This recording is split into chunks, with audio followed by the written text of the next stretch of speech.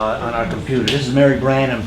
She has a website called Finding Your Family with Mary, and she does DNA, and she has all kinds of stories there, but she's only going to be on a few minutes now. But I don't know if it's the sound, that's all. She's going to try to talk as loud as she can, but if you want to take it away, Mary.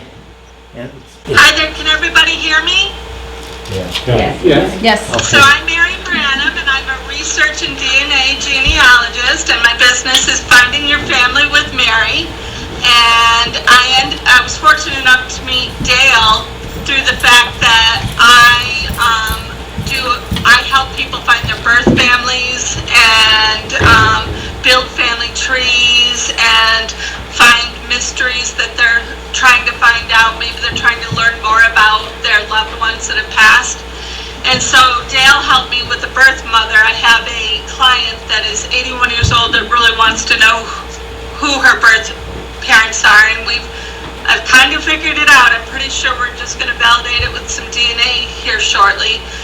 But he was with his wealth of information, it's down in Scranton where her family's from, and he was able to give me what is the potential birth mother pictures from archives, which was wonderful, wonderful, wonderful for me.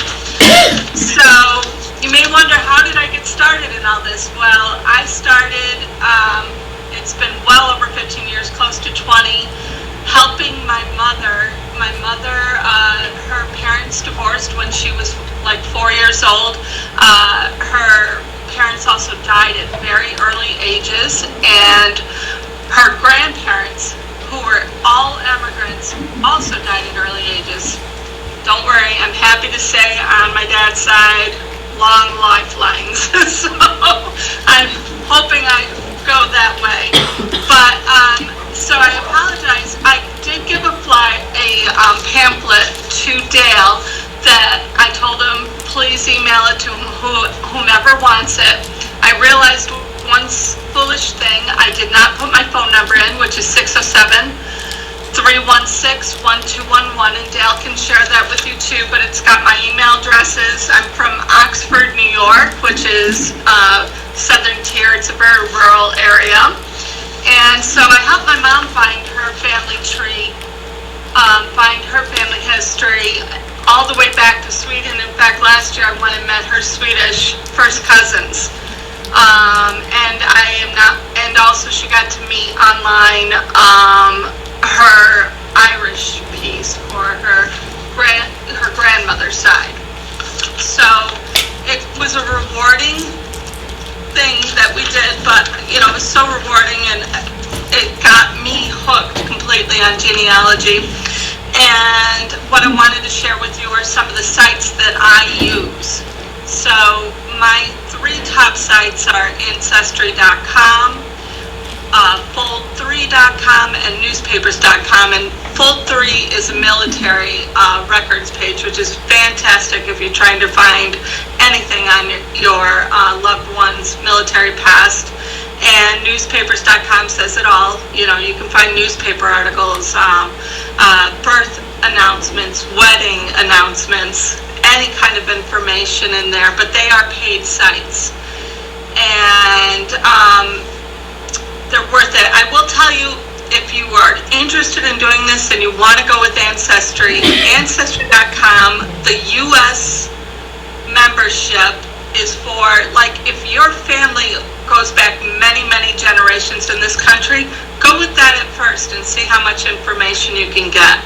I love Ancestry because I lucked out finding family pictures. We all know how this goes.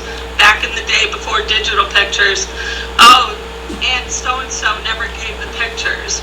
She's got the pictures and we don't know what she did with them. With Ancestry, you may luck out into finding even family pictures above and beyond censuses and immigration records and birth and marriage and death records. It's wonderful. And if your relatives are like me, that all of my mother's grandparents were from Ireland and Sweden, then you're going to want to go with the World membership. And then if you want to save money, you can go with the World Explorer, which combines Newspapers.com, Ancestry.com, and Fold3.com. wonderful resources, but I also use a lot of free resources. And the first one that I use all the time, and they actually are the ones who started this, the FamilySearch.org. They've been documenting. They started with Swedish church records years ago and went off to English records. But you can find a wealth of information for free. You just you register and sign in, and you're welcome to look at any of their sites. You know, it's very easy to use. Another site I use is old Fulton postcards. Now that's a newspaper site that started in New York State that's free, but it is expanded, so you may find information on your loved ones in Pennsylvania as well too, but because, you know, we border each other, they could have, like when I was doing my client, a Scranton, PA person may have tons of family in Buffalo, New York. It's not an easy site to search on, but once you get used to it, old Fulton postcards is wonderful. Now, if you have Irish genealogy that you're trying to do and you want to find civil records on marriage, birth, death, I would go to what's called the irishgenealogy.ie site. And from there, you can download records for anyone, any birth, marriages, or death from 1865 to present. It cuts off about 1910, I believe, but that's because you can't just be releasing those records due to privacy. And the last one, of course, is National Archives. So I did that for a long time, and it was great, but then I was hitting brick walls, and also I had many theories about my family members, but I didn't have the DNA proof, and so I started testing my family members. If you guys are considering doing this, I will highly recommend, if you have parents or grandparents, do them. Do the oldest ones first, because you're going to get more matches and closer matches doing it. But I went with Ancestry.com in the beginning. I also have tested in 23andMe, which is very good, but Ancestry.com, you can tie with your tree. You don't have to have a membership to do Ancestry.com. You just pay for your kit.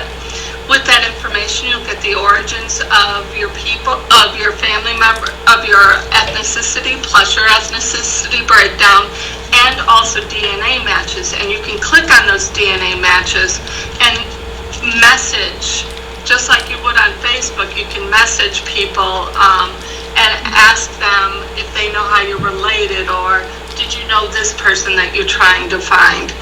And if you do have a membership, though, if they have a tree, you can click on it and look into their tree deeper and see their records.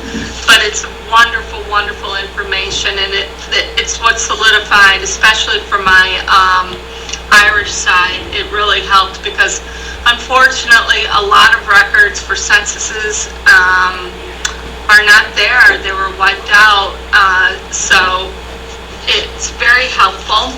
And this is what got me started on helping people with birth families. We put our family's DNA kits in there, and all of a sudden I've got people saying, I'm adopted. Can you help me? How am I related to you? And I said, yeah, I'll be happy to help you. And ironically, one of my DNA matches literally was finding out that my grandmother had given up a child in 1925.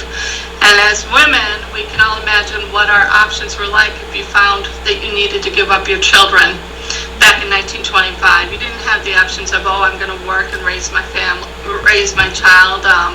Families wouldn't be very accepting, very difficult for a woman. But my grandmother did give up a child, and my heart goes out to her. I can't imagine what she went for, but now I understand why she was such an incredible mother to her 4 children that she had with my grandfather, and why she was always very accepting and never judging of anyone.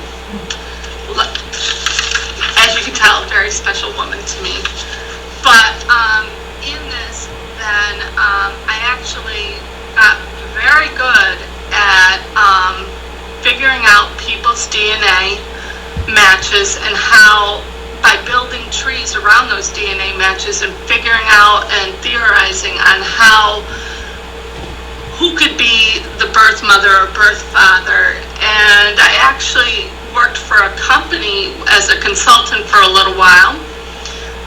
Was very, very successful at doing it. However, sadly along the way, I found out that company was not sensitive to the privacy and sensitivity to the birth mothers, and very indifferent. So that's when I went out on my own.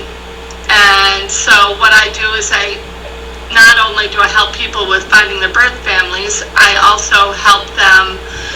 There are people that just don't have time to build their family trees, or they're not techno-savvy. I've got one client that's 89 that said, there's no way I'm going to be able to do this, and I want to leave this for my children. And so she hired me to build her family tree. And there are people that said, we had an aunt that died at a very young age, and it mystifies us. Could you help find her story? And I actually did a lot of research and was able to give them a beautiful picture of what their aunt was like, and it was very endearing.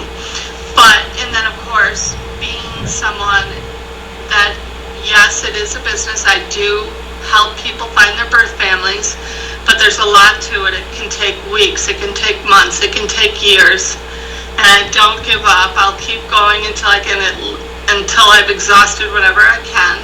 But I also work as a mediator, and I cold call people, and I work with people trying to get them to connect with their biological children and siblings.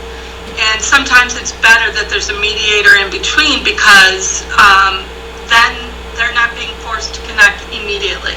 And then we can work out, how will this work? Would you like to connect where you meet face-to-face or through a phone call, or are you not comfortable with it? It was too emotionally hard for you, but here is family medical history. Here are pictures if you'd like to see what we look like. Whatever is best for not just my client, but for the birth parents. We have to be so respectful of that. And so that is why I do what I do. It's very rewarding. And on the last page of my pamphlet, I showed several of the families that I have connected with. And you lost your picture there. Sorry about that. Sorry about that. My husband was calling in, and he knows I'm on this. He probably lost something. Can't find it. But so anyway, those are several of the family members that I put together. The one in the center especially is one of my favorite ones, because the woman in pink wanted me to find her birth parents. And not only did I find her birth parents were college sweethearts, they gave up a child because they'd only been dating like 4 months and found out they were pregnant. The whole family, both sides, 5 grandparents, which included a step-grandparent, were all supportive of them putting this girl up for adoption, because it just was not the right time. Ironically, later, they dated and continued to fall in love more and got married, had their own children, and then 36 years later, they're talking to me. And I did work as a mediator in this. The mother and father were very scared of what their children would think, and I worked hard with them to go through the process, and it ended up so successful that you'll see that that's a wedding picture. Her brother got married, and the family was there, and the 2 little ones are her children, so the birth parents also are grandparents. And amazingly enough, the grandparents or great-grandparents of my client are all alive and all in their 80s and 90s and doing great, so they got to meet their first grandchild. So very rewarding. One of the cases over the right, where I showed the multiple pictures, I had a gentleman contact me because his mother before his parents got married, had a relationship with the father, and they had to give up a child. They were both married to other people at the time, and it wasn't a good time, so the grandmother had given them up, and he wanted me to find his brother, his full brother. The problem was, all he had for clues was that his grandmother worked with the woman. Her name was Corinne. He thought maybe his brother was born in '68. He had met him once. They were from Washington, D.C., and they lived sort of near each other. Well, I can't tell you what I went through. Washington, D.C., online phone books, sleuthing, going to census and finding the name Corinne is not a common name, and going, okay, where are Corinne's living in the year he was born in phone books so that I could possibly find his brother, which I did without DNA. It was pretty amazing, but it's very rewarding, and I want to say to all of you, if you're just starting your genealogy, good for you. And you know, when you get excited about those nuggets that you find, when you find the answers, it's just a rewarding feeling. And don't get bummed if other family members go, it's your joy right now, but it's something that is priceless and something you can hand down, because there's always going to be someone who's gonna want to know your family history. But, and last but not least, I will tell you, in doing genealogy, one of the things I remember back 20 years ago, you know, I didn't see the importance of certain things and traditions. And one of them was, was I going to just spread my ashes and be happy someday when I passed? And now I've realized, after doing this whole process, how important it is to document everything. And there will be a place so that maybe one day, if ancestors are looking for me, they will find my grave and they will find where I'm at in my family. But I apologize that I have to go. It's my daughter's 30th birthday, and I've got to go into my event, but good luck. And you can call that the cell phone number, Dale's got it. You can text me or call me if you have any questions, either business-wise, or maybe you just have a simple question you want answered. That's great. Also email me, or I'm on Facebook at findyourfamilywithmary.com, and you can message me there as well too. And have a wonderful night, everyone. Thank you again for your presentation. I'm with the Valley Community Library, a local genealogy group that meets there once a month, so I got more information on that. We also have free access to newspapers.com. You want to be a part of the group, so I know we had Mary speak of that, so we have free access to that. Francis Burke, Councilman. I'm interested in the whole plan. Dave Moran, the Archbald Council. Jack Scheifler. I was born and raised here and then visiting from San Francisco. Diane Martini, I'm interested. My mother came from Pierce Hill, and I don't really know much beyond my great-grandfather. Shirley Jones. I'm part of the Historical Society, and I've been doing research on my family for a number of years now. Lorraine Dorr, part of the Historical Society. Kathleen Myers, part of the Historical Society. I'm Erin Owen. I have a great interest in this as well. I'm doing research, as you could tell, from my mother's side of the family that came in from Ellis Island, from Italy, different parts. And the funniest story is, on my son-in-law's birthday, his both parents died early. And on his birthday, he never knew, his parents never told him, but on his birthday he found out he had a sister that was looking for him. Oh, that's really cool. And they connected.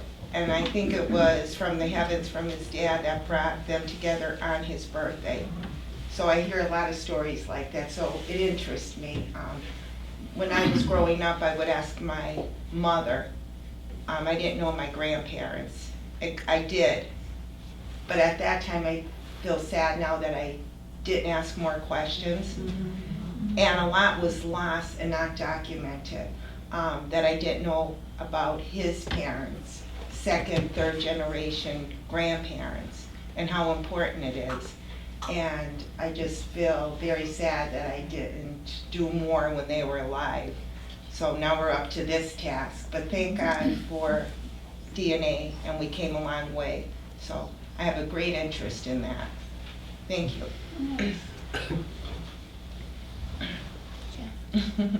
Jeff, we're up to you, Jeff. I'm just here. I'm here all the time. Dave Kecklock, I'm president of the Historical Society. Sam Motz, librarian, Archbald Borough Historical Society. Anne-Marie Hankey-Evans, I'm secretary of the Archbald Historical Society. I've been doing family research and genealogy for about 30 years. It started off a very short project, and it just kept going and going and going. And you keep thinking, well, you got to get to the end, you know, because you have to move on to other things. And 30 years later, we're still going. It's changed so much, though, online. So that was a big game changer.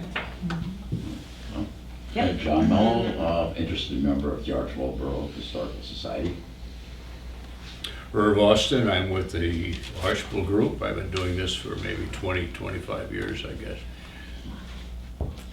Thank you. Dale Kecklock with the Archbald Borough Historical Society, and I also run historicaldata.com.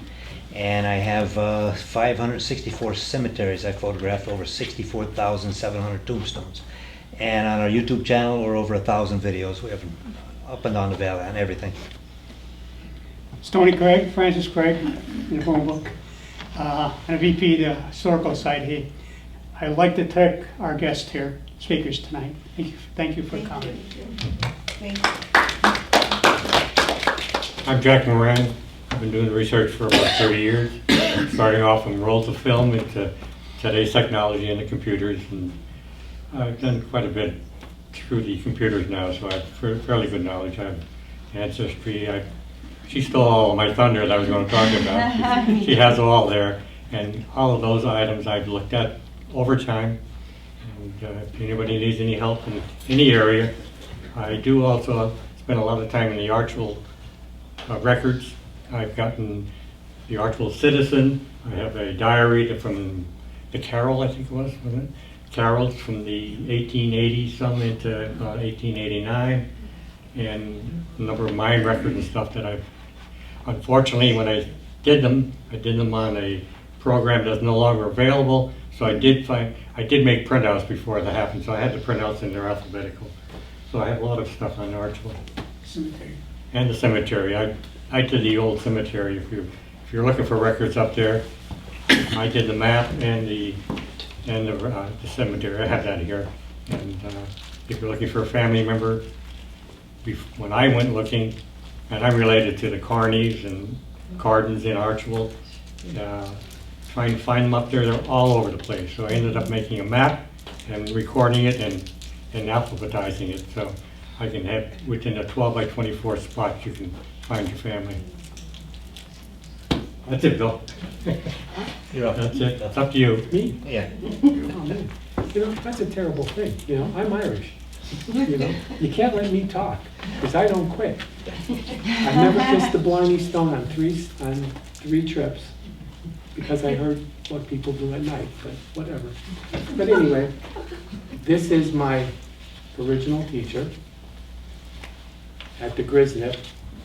He would bounce me around to take care of it, and he taught me all the basic principles where we start with, well, how far should we go? Should we kick it right off? Because what normally happens is, okay, I have my family back to 1871, which is about the farthest I can go with documented evidence. And on occasions, somebody will say something to me and give me some information, and if I can't sleep at night, I might go till 3 or 4 o'clock in the morning. Right, Irv? I could attest to that, yeah. Yes, you Yeah. can. You can. He gave me a lot of info. Sammy can testify to that because I actually found his great-great-grandfather's information in Italy, you know, and I don't speak Italian, you know. And as we go through this, you know, it's always, everybody, you start with information that you can get from the oldest person living in your family is where you start. Okay? Now, on occasion, that information may not be correct because my last living aunt would always say, my great-grandfather, he'd be sitting in the corner having his beer and somebody would say something, he goes, I'm from Mayo, right? And I thought, oh man, that's pretty good, where I can get to there. And he's not. He was born in Enniscrone, June the 3rd, 1871, you know? And when I went to actually to County Sligo, and I actually went to the, their history center, the girl was very nice. She took the information from me, and she goes, where'd you get this? I said, it was online. Well, I know it was online, she said, because I'm the one who typed it. Let me take a look. I said, okay. So I putzed around for 45 minutes. She comes back and she goes, hey, Bill. I go, what? Okay, your great-grandfather? Only one born here in County Sligo. You're in the wrong county. She goes, hop the bus, head back over to Mayo. And I'm thinking, okay. You know, I walked down to take the bus home, well, back to our hotel. And the bus driver said to me, I'm sorry, I'm done. I'm going back to the terminal. He goes, if you want, I'll take you with us. I said, okay, not a problem. And he said, you'll take the school bus out to Ross's Point where you need to be. I said, okay, right? And all of a sudden, there's a guy walking up the street, kicks the door open, and gets in, and he goes, okay, take me where I want to go. The bus driver said, no, I can't, I'm done. You have two people here. Should I beat the snot out of him? And then I'll take his place? He says, don't do that. He goes, oh, he goes, you people, how could you do this to me? He goes, I just buried me poor old mother today. I was the only one with the casket. I had to carry it on my back. He goes, and then I had to go get a couple beers, and he says, now I need to get home. And the bus driver said, get off the bus. No. He goes, how could you do this to me? He goes, I'll tell you what I'll do. He goes, I'll teach you all how to shoot an AK-47. You know? And anybody who knows me knows I would come up with something stupid and say, well, I know how to do that already. You know? But the bus driver got him off the bus. And then I thought they were going to kill each other. And I'm thinking, I can't drive a bus that way, on the wrong side of the road like that. You know? But anyway, that's just how life goes, you know? And I'm really glad that Jack taught me a lot of this stuff, you know? I did do my DNA through Ancestry, 18,162 DNA cousins. And then somehow, if you're a male, what you want to do is do a Y DNA test to go from father to son, grandfather to great-grandfather. So I did that a couple months ago, and I got an email from a guy who said, hey, guess what, buddy? You go back to Walter de Burgo in the 1700s based on your thing. I said, cool, you know? But, and if you were to go upstairs right now and look in the bookcase, there's quite a few binders of information on people from town that I put together when I don't sleep, you know? Okay, so we're all in. What do we want to start with next, Dale? Well, you're talking about what Jack did on the cemetery. As far as St. Thomas Cemetery, with what Jack did and what Bill has given me on the obits, there's 250 some obits of people buried there that have no stones. So between his information and our website, you could find who's buried in St. Thomas there. but at least 250 obits, and they have no stones at all. I do. How you doing? I've been on your site. Okay. And for the most part, it's really impressive. The only thing that I wish you could add is the date of the obituary that's posted on that site. The newer ones are, that when I first started putting them on there a few years ago, I didn't, yeah, I have to change, I have to get the dates on there. But the recent ones I've been putting the dates on. But he found 250 people that have no stones, and I think 22 Civil War veterans. Only 2 have stones. The rest we don't know where they're buried up there, but they are buried, and according to the obits. But it seemed like that cemetery was a repository. Bill said they were being buried from Pittston and all over, Wilkes-Barre. I mean, back in the 1890s, early 1900s, you want to get buried, well, take them up St. Thomas. Are the things that you posted just cemeteries in Lackawanna County, or do they cover? No, all over. Yeah, I got Bradford, Wyoming County, some out of state, one in Manhattan, and what we're getting, we're going to open it up so other people could add pictures, but we got to go through legalities of that because, you know, if someone posts something that's copyrighted, well, the code, I think he wrote most of the code for that, so we're going to redo the site, put that online where people could add, and not only stones, but old pictures, old family pictures, old town pictures. That'll be all. It'll be a way different site, but we're getting up to 13,000 visitors a month on it. Is there a list of all those cemeteries that you posted? Yeah, you can go on the site and you can see county by county and state by state. All right. Yeah. Yeah, I've only really focused up here. I didn't really Yeah. look beyond that. Okay. We have a lot of forms and things that are here, so if anybody's starting out or whatever. On the table there, yeah. All the forms are here. This is one of the forms that you'll find there. And this takes about your great-grandparents. And I did this probably about 2 weeks ago. I went to a it's actually a birthday. And one of the people had said, I'd like to know about where my family came from and more about my family. Maybe they knew their fathers and grandfathers, but now further back. So I spent about a day and a half or so, and I went through all the tools that young lady talked about. And I was able to bring it back to their great-great-grandparents. And in doing the genealogy, you look at ancestry, and ancestry, there's other people searching the same names. And I was able to pick up that particular great-grandparent's marriage records and their immigration records.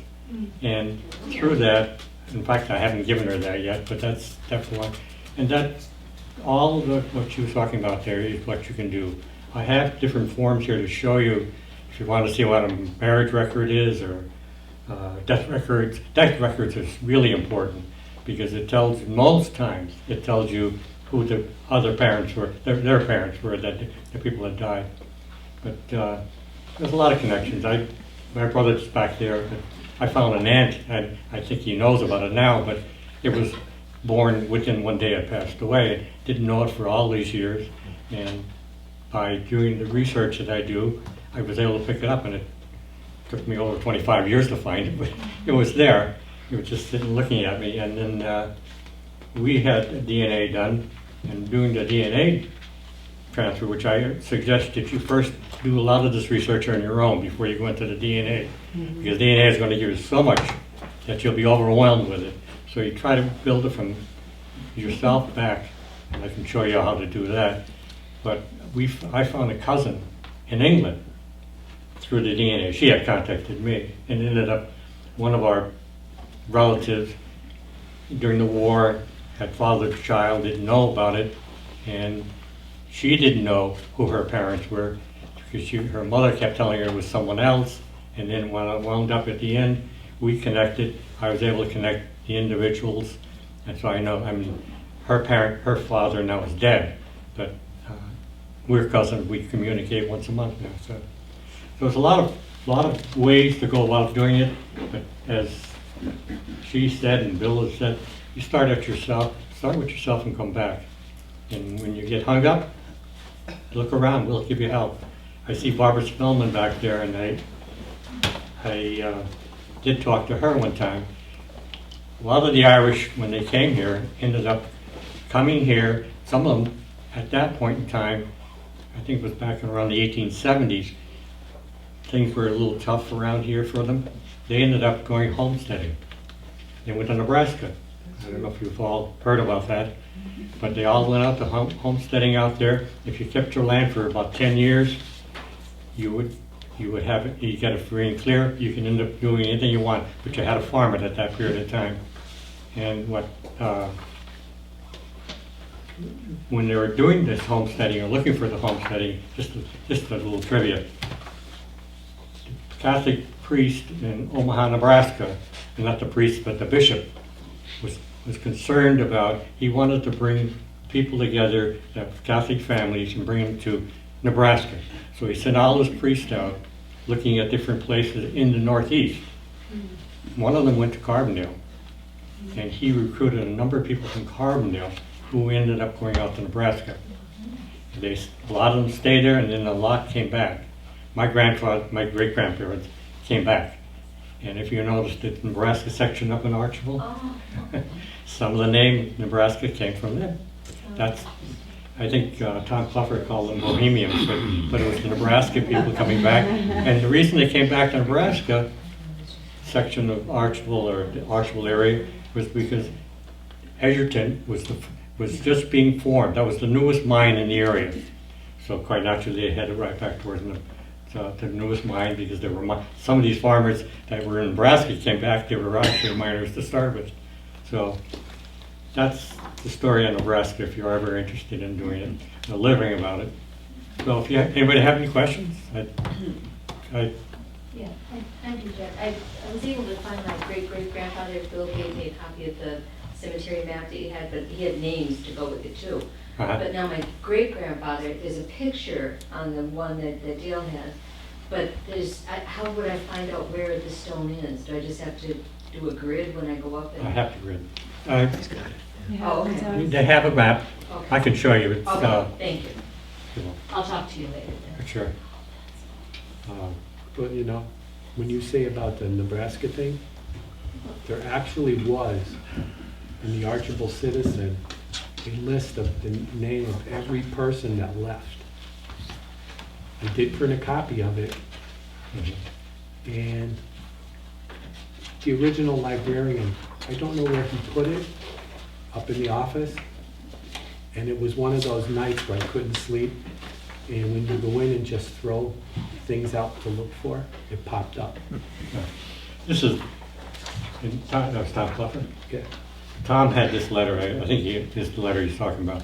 This is from the Carbondale newspaper, but it's unknown when the date, there's an unknown date, it states up on top, unknown date. But it's a story about the people leaving here, and that's the story I just told you, is on here, but it also talks about I forget the names now, there's a guy up there that ran a coal business, and he's one that went out and came back, but a number of other people are there, and they all wound up in O'Connor, Greeley, Nebraska. And so it's interesting, and you can take a look at it if you like. Any other questions? Got a question for Emmett. How far along are you guys in your research? Are you just starting, or the mid-range, or you're... We can help you anyway. Yeah. We could break up now if you want to, if you have anybody that... Could I just do a commercial here? Sure. Since we're representing the Lackawanna Historical Society, and I've recently had experience with working with Archbald, which was invaluable because I was doing work for a client and I really didn't know anything about Archbald, and now I know a lot more than I ever thought I would know. However, at the Lackawanna Historical Society, we do have a genealogy forum. During the winter, we're generally doing sessions online, but starting this month, we are going to be doing our in-person sessions that deal with specific countries that your ancestors came from. And on May 20th, Tom is going to be doing England and Wales at the Valley Community Library. Kate and I are going to be doing Ireland at the North Pocono Library in June. We have an Italian session that's going to happen at Abington in July. August is Taylor, that's Poland. And then in September, Tom is going to be doing Germany back at the Valley Community Library.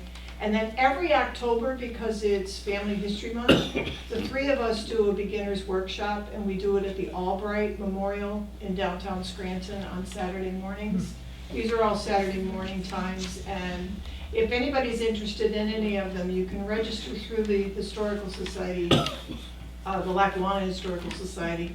The only thing we ask is that make sure you've done as much of your American side of your research and have a reasonably good idea where in that country you're interested in. I know for Archbald County Mayo, I didn't find anybody else in Archbald, any other place other than Mayo. My people were from Manuka, so they were Galway. Everybody thinks that all Manukans came from Ballina in County Mayo. They did not. They also came from Galway. And so there's a lot that Kate and I have done specifically because both of our ancestries are in Ireland. So we try to accommodate as best we can to give people direction where you should look and how you should go about finding things in that specific country. We can't have you come in and say, well, my grandmother's from Italy, can you help find her? Well, Italy's a big country and it's divided into a variety of sections, so that's the one thing that we ask. But I just wanted you to know that this is out there. We've been doing this since COVID. We started in COVID and then we were doing everything through Zoom. But now we've branched out and we're back doing in-person things, particularly in the good weather. Yeah, sure. The ones that we're doing on the country starting this month are free. Yes. The one in October there is a charge for because we have a ton of handouts. Yeah. All three of us have been doing research for 35 years, so And we're more. well versed in what we're doing. We have well over 100 years of experience between the three of us. But you have a really good resource here in Archbald.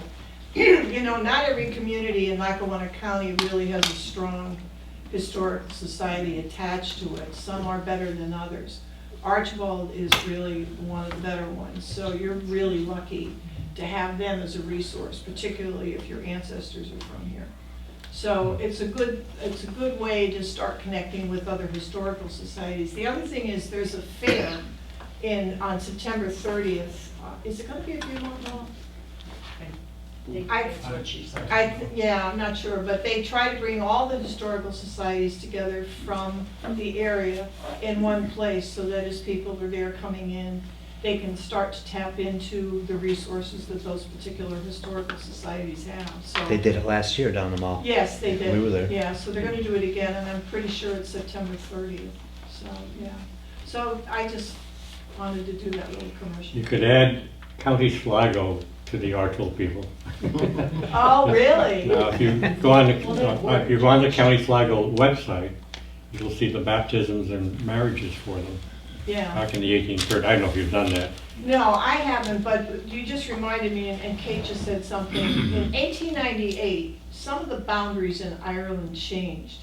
And if you were born along the Sligo-Mayo border, depending on where that townland was before 1898 is where your family would have originated from. Correct. And because I had that circumstance in one of my ancestors, and that was the Galway-Mayo border. So sometimes when you're looking through some of the Irish records, which can be tedious at best, sometimes you think you should be looking in Mayo when you actually should be looking at something in one of the parishes closer to the border, because that's where they could. This is Castle Connor Parish, which is, actually hits both, I think. Does it? Yeah. Well, it's right on the border. Okay, yeah. That's like, when you had talked to me before, for just general information, there are Spellmans here in Archbald. There are, and I'm not related to any of them. And they're not related to them. Many years ago, when I was working as a volunteer down at Grisnip, I got involved with the Cusick Funeral Home. I don't know, there's a bet or something else in it. So when I did search the Spellmans up here, because the Cusicks there's a Spellman in the family. Is there really? And what it was, he was, Owen Cusick is when she married. She's from here, and she married Owen Cusick. Yeah. And Owen Cusick died from, he was thrown from a buggy and it's in the newspapers. If you go to newspapers.com, you'll find it. He was riding with Casey, who owned a hotel, might have been the big one, I think it is. And he was in the horse, another horse came down the carriage, scared this horse, threw Cusick out, he died. Wow. So that's how I followed him. And I gave it to Mr. Cusick. Now, he's the funeral parlor. So, I forget their first names, but Eugene. Gene. Yeah. Eugene Cusick. Yeah. Eugene. And he was doing some, I don't know, he may have called and asked for some information, but I followed up further and I was able to give it to him. That's the same family that owned the house at Lake Henry. It was sold to the Coates family. And that plane crash, I did a film on that because me and the guys from the hunting club found 2 parts of that plane. They dropped the engine in 1966 and they gathered up all the parts. He dropped the engine, they tried to make a water landing on the ice and he hit a house up there and killed a 15-year-old boy. Wow. Well, we found parts of the plane and I met the family and I called them on the phone down in Philly and I said, are you the family that was involved in that plane crash? They said, yeah. I said, well, we found 2 parts of the engine of the plane there, and they couldn't believe it. And I said, I'd like to get to meet you guys, and show you what we're doing. Here's my film. I sent her a link to the film, and yeah, it's interesting. One partner is now in the Maplewood Fire Department. I donated it to them because they were the first department on the scene back January 1966. Wow. But I wrote it in my diary, and I got pictures of the boy they gave me when he was small. I'm doing another film, a longer film. I interviewed 14 people so far, including one girl who was in the house. When the plane hit, she turned, she seen a fireball coming up near her sister. So I have some more to interview and then the film will be put online. But that's the same family, Cusick. They own that mansion and this family bought it. I had one. I got just when I was doing that research, I got one. Yes, yeah, like the nice lady, when she said about going to irishgenealogy.ie, if anybody is interested and wants to see what something looks like that you can pull from there, there's one copy. Anybody wants to come up and look at it. From Roots, Ireland. This is before they kind of upgraded themselves. This would be my great-great-grandparents, where it says that they were married in Ballasakiri in the chapel in 1870. And then they tell you, she goes, go to the National Library for church registers. And if you want to see what one actually looks like, it's like right there. Wow. That would be my great-great-grandparents, where they were actually married in the church records. And once you start to do it, it only takes about, well, for me it only took about 3 hours where I could read anything that anybody wrote, which was kind of scary, because I think I shouldn't be that smart, but, but that's a lot of it. And as they say, anybody who's just starting, when you start to go back and look, you might find some really freaky things that you don't want to know about. There is a cousin, Stanley Burke, from Scranton, and well, actually there were 2 of them. There were 2 Burke brothers. They married sisters, the Kilduff sisters, from Music Street, and they both had a Stanley. And it's really odd. I don't know a lot of Irish people that have Stanleys in their family, trying to track it down. But going through all of this, the one Stanley, he cut a guy's throat open down in Scranton at a coffee shop. The police came and took him.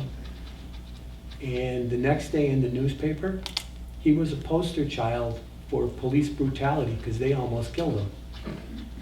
They beat the snot out of him. And then, they put him in jail for a year, and then he just disappeared. He signed up for the war, and then when he got his notice to come for his medical treatments to look at him, gone. And then an article in the newspaper said, oh yeah, he worked for the circus. I'm thinking, no, and he just disappeared, and I still cannot find him whatsoever in any of the things. And some of the other stories that came through was my great-grandmother, she got killed in a fire.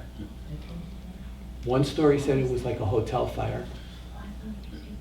Another one said it was just a fire someplace. And finally, when I tracked it down through newspapers, she caught her dress on fire down in the Riverside section of Archbald. She ran out of the house screaming.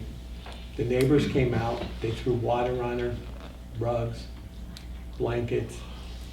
She ended up going to the state hospital. She was there for 3 months and she died. And when they did the autopsy, she had tuberculosis at the same time with the fire. Now, my great-grandfather, he never liked it here in the United States. Now, there was a Michael Baltus who used to run a hotel on Main Street. That was his brother. And so when my great-grandmother died, he packed up the 3 youngest kids. He left my grandmother here with her grandparents, and he went back to Germany. Now, and as the story goes, they all kind of separated. And during the war, my great Aunt Maria, her house was destroyed. She lost everything. And she would stand outside as the US military would come through, shooting, throwing grenades and stuff. And she would stand there and she would go, Archbald, Archbald, Archbald, Archbald. And they would just look at her, and she was trying to find somebody who maybe knew her sister. Now, my other great aunt Clara, the last place we knew, she was in Munich at the time. Danielle, do you have, do you want to do a promo for what you have at the library? Yeah, so at the library, we have a bunch of different free resources, including Ancestry Library Edition, so you get all access to Ancestry for free. You just need to come to the library and use any of the computers at the library. We also have Heritage Quest. We'll be having that. It's actually going to be expiring in July, but you could access it. So we're going to be probably getting a replacement. That's what I've been told by IT. But for now, with Heritage Quest, with just your library card, you could access that at home. That gets you free access to some things that you could find on Ancestry, because it is a branch off of Ancestry. You get you census records, stuff like that. And I do have a little bit tip sheet of different most common records and how to search most of the records. We do have a genealogy club that meets at 3:30 on the first Wednesday of every month. So I have different calendars so you can see what's going on. And also the library, we do have free access to newspapers.com, so there's no need to buy a subscription. We have a login here and also tips on how to use it. So you just need your library card for that, Danielle? For Heritage Quest, yes. Okay. Mm-hmm. But to use the newspapers.com? Newspapers.com, you don't need it. Oh, okay. Yeah. Yeah, you're welcome to take one. You're welcome. Yes. Yeah, so you just, the director at the library, Kristen, she made an email and password, so if you just sign that at home, you could get right on. Thank you. Yeah, we don't change the password. Like somebody did at one point. These guys are so supportive. I have to just say that. They are really supportive. When I walked in, I was like, I had a zillion questions and I didn't know sites. I didn't know where to go to look for the information. And holy moly, I mean, you're responsible for me finding, starting to solve a mystery of a missing child. Because you gave me websites to use that I didn't know existed, and links to resources that are local that I didn't know existed. So I sat down, I'm like, okay, I'm gonna teach myself how to do this, and bam, bam, bam, and I'm like, I just solved a little mystery. I just got one step closer to finding a baby that was missing in the family. So, it's very much appreciated, very, very much appreciated. And Dale's gonna help me find a grave of a great aunt of mine up in Wayne County. We're gonna go up there, and we're gonna take pictures of the grave. I'm gonna help them with that, and we're gonna look for a grave up there. It's cool though, it really is. They're very, very helpful. For those of you who are just starting out, a couple of reminders. One, don't forget you have living relatives and pick their brains. And ask for pictures, because you don't know who got which pictures. You may not have them, but, you know, your That's second correct. cousin in And also- Poughkeepsie might have them, right? A lot of people are covering a lot of the same subject. That's one of the best ones that people don't realize. Ask who are in the photos and document them, because I have so many photos from that were passed down in the family. I have no idea who they are. Right, if you have people who are older, Ask you know anybody. who they are. In your family. Label. Yes. Yeah.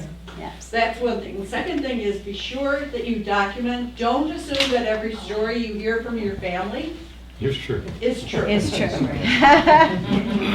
Take half You know, of it you a can grain of always salt. get that, well, mom told me.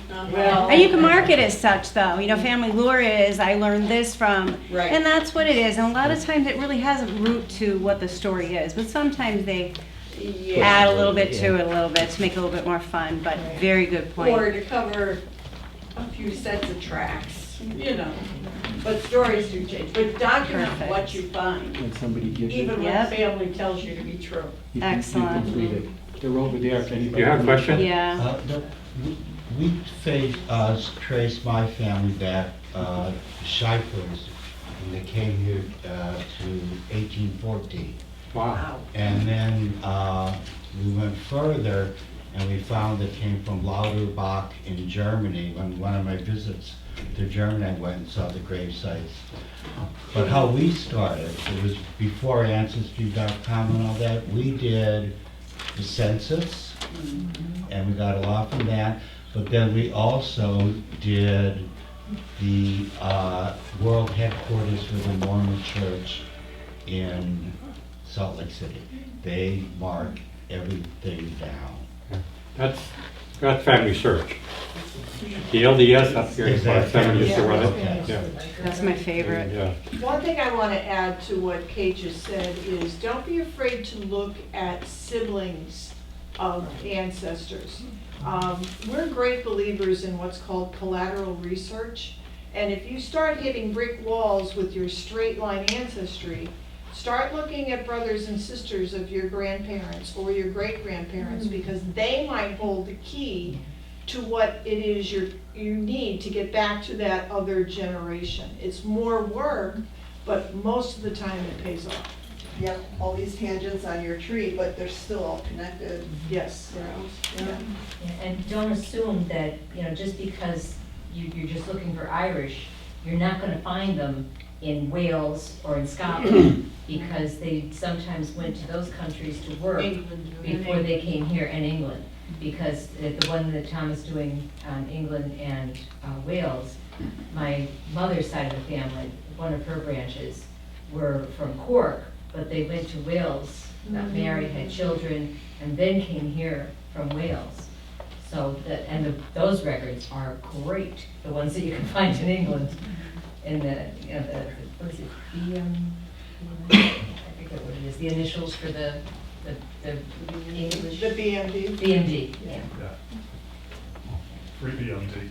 Free BMD. Free BMD, yeah. And don't forget to join Facebook groups. I have to say, I had such unexpected, joyous experiences just knowing, for example, my mother was born in Italy, and then on my father's side, both sets of his grandparents were from Italy, the Calabrian region in Sicily. All I wanted to know was the towns that they were from, that's all I wanted to know. Yeah, right. Anyway, so what I did is, once I found those town names, I went to Facebook and I joined Facebook groups from those towns, and they do exist. You could just search them. By joining those Facebook groups for those specific towns, then I started to read other people's posts, and I would read all of the responses and the banter back and forth. So I started to learn how to formulate my question. So, you know, I would put it out there and it would sound competent, you know, and then people would start answering me. And some guy answered me, and he's like, well, this is the marriage certificate from your great-grandparents in Carbondale, and this and this and this and this, and he goes, private message me, so I did. And he's like, I knew your great-grandfather. I'm from Carbondale. He goes, I live in Florida now, I'm retired, but he goes, I do genealogy. And he goes, I could help you answer some questions. If I didn't join that Facebook group, the time that man has spent with me on the phone from Florida, just teaching me how to use websites. Incredible. So don't discount the Facebook. Join those, find them, research it, find them, and join those groups and start reading the banter, and you'll be amazed. And sometimes they will do research for you. Yeah. I had posed a question in my husband's family. There had been an attack on his great-great-grandmother, and the guy was arrested, but I never could find anything after that. So I posted it in the Mayo genealogy group. Within 2 hours, I had the 2 follow-up court reports. So, or people are like, oh yeah, I lived in the same town, and you know, I still have family there, and then before you know it, you're getting pictures and information from those towns. It's interesting to find out where they all started and where they came from. I'm going to throw out an advertisement here. We do have a Facebook page. Ours is kind of small, but we would love if you would join. And if you have any questions, we have Sam and Bill. They usually respond, after a day or two.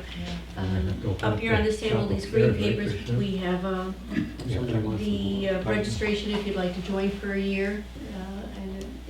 You will also post any of our upcoming events right there. You can find them. Is anybody interested in going upstairs to look at the library itself? Or break into smaller groups now. And feel free to pick up any papers. I mean, if you haven't seen it, you should probably go and take a look. Yeah, I'd like to go.